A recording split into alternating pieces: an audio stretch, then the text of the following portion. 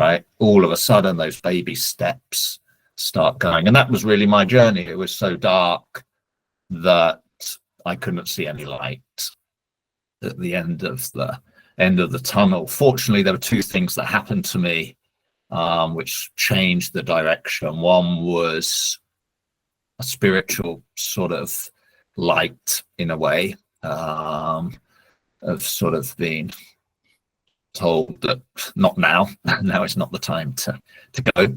And then my daughter was being born at the time. There's still work to do, huh?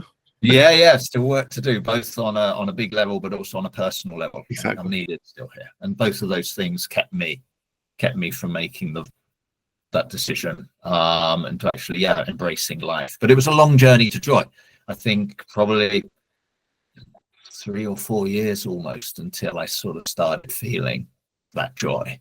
So it can be a long, hard journey. But that's why I say, maybe don't be as pig-headed as me and not ask for help. But reach out to professionals, reach out to people who are there to help and offer support. Definitely worth it.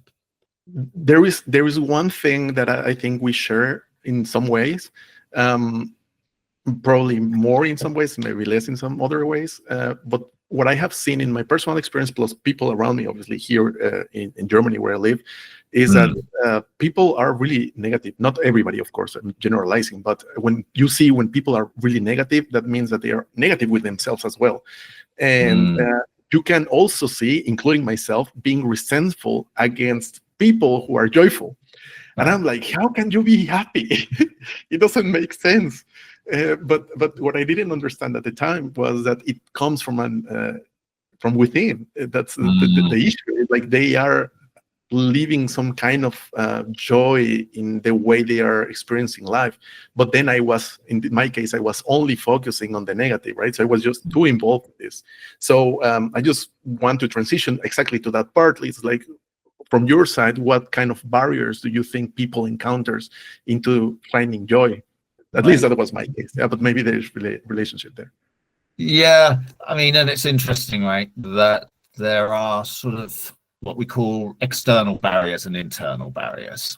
Okay, so if we think about first the external barriers, our research tells us that when somebody, for example, loses a loved one, when somebody loses a job, has these huge things, gets divorced, husband cheats on them, these types of issues have to be taken into account, right? They shouldn't be ignored. They shouldn't be swept under the carpet and expect, I'm going to be joyful through this experience.